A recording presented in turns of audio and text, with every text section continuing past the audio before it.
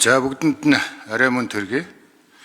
Тэгэхээр Монгол улс хэдийгээр нэгдсэн төсөвтэй нэгдсэн Монгол улс гэж хэлж ярьдаг боловч Монгол улсын нийт хүн амын 50% хамарсан Улаанбаатар хот буюу агаарын бохирдол, хөрсний бохирдол, төгжрөл утаа, за мөн стресс олон улсын энэ нэгтрэлтэй хотуудын тоонд ордог.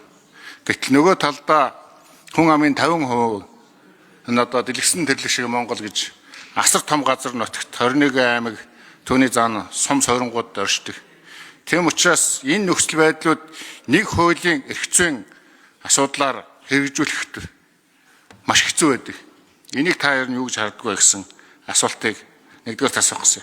За хоёрт нь ардчилсан намын 2024 оны мөрийн хөтөлбөрийн зөнхлөх хэсэг болсон хот байгуулалт, барилга, орон сууцуулалтын чиглэлээр оюун эрдэнэ засгийн газар буюу миний ажиллаж байсан засгийн газарт маш том байр суурь эзэлж орсоо. Үүнд юу гэж нөх гэхээр 150 мянган айлын орон сууц гэж ардчилсан намын мөрийн хөтөлбөрт орсон. Энийг бид нар бүрэн хэрэгжүүлнэ гэхдээ бүрэн итгэлтэй ажиллаж явж байгаа. Та 150 мянган айлын орон сууцыг бүрэн ашиглалтанд оруулна гэдэгтээ итгэлтэй байна уу? За үүн дотор бол бид голлох зүйл бол ипотекийн зээлийг орон нутагт нийт их усурын 60-70% олгоё. Мөн амны орон сууцнд ипотекийн зээл олгоё. Амны орон сууцыг дулаалгах байгалийн хүчин зүйл төсвөртэй болгосноор зээлийг өгөх боломжтой юм а гэсэн ийм зорилтыг дэвшүүлээд бол бас бүрэн үр дүн төрнө гэсэн ийм явж байгаа. За энэ дээр та ямар бодолтой байна вэ? За дараагийн асуудал бол та түрүүнд харан хорин хотыг тайлбарлачлаа. Улаанбаатар хотын ачааллыг бууруулах Хөнөө хот. Хөнөө хотыг бол бид нар 28 он гэхэд үндсэндээ эхний оршин суугт очихсан байна гэсэн ийм тооцооллыг хийж явж байгаа. Яг энэ тооцоолол бас танд бодит байна уугүй юу гэсэн ийм зүйлийг бас асууя.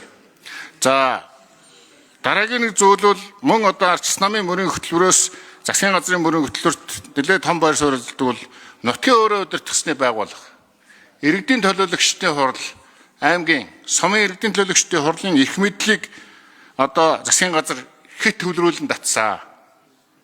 Үндсэндээ иргэдийн хурал, сумын иргэдийн хурал, багийн иргэдийн нийтийн хурал, аймгийн иргэдийн хурлыг бол үндсэнд нь шүдгүй арслан болгоцсон. Энэ хууль эрх зүйн 1 минут авчид байгаа.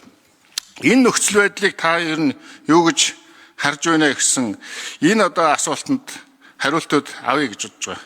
За дээр нь барилгын салбар бол хамгийн их либералчлагдсан салбар.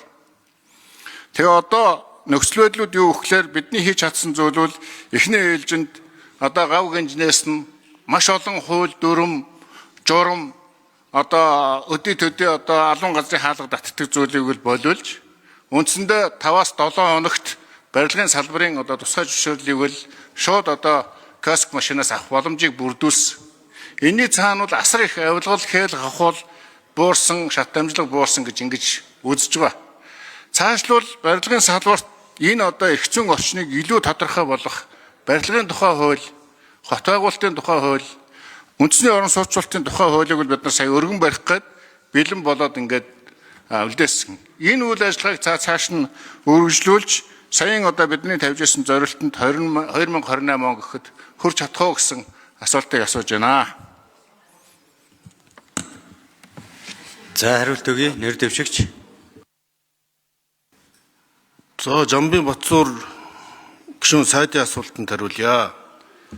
За энэ асуултын хариулт нь бол их энгийн. Бид нар хамтарч ажиллаад энийг хэрэгжүүлж чаднаа. 150 мянган айлын орон сууцыг яаж хэрэгжүүлэхийг та надаас илүү сайн мэдж байгаа барилга хот байгуулалтын сайд байсан хүн энэ талаар зөвлөж тусалж хамтарч ажиллахыг хүсэж байна.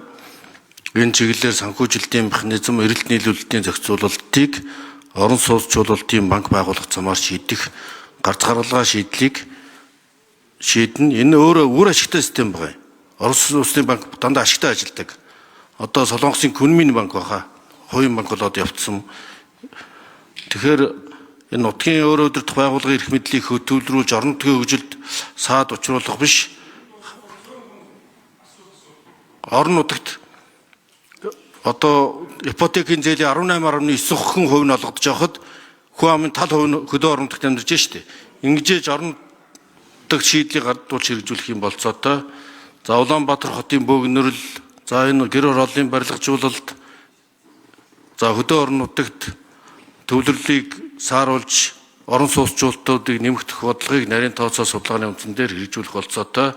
Энэ чиглэлээр барилга хот байгуулалтын сайд дээр үр дүнтэй ажиллаж исэн Жамбын Батцуур гишүүний саналыг одоо биечлэн судлаад жич ярилцаад таны хэлсэн санал санаачлалуудыг бодтой хэрэгжүүлэх талаар хамтарч ажиллая гэж одоо санал болгож байна.